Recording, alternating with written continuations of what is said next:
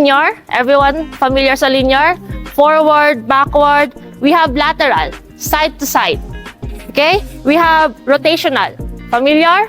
So, depende sa ikot. 90 degree, 180, 360, 45, kayo bahala.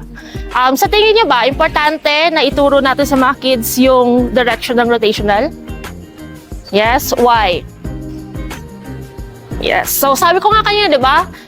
May mga athletes na professional na nakikita niyo sa TV na pag-landing naman nila, isang paa lang naman or nag-rotate sila, pero bakit hindi sila na-injured?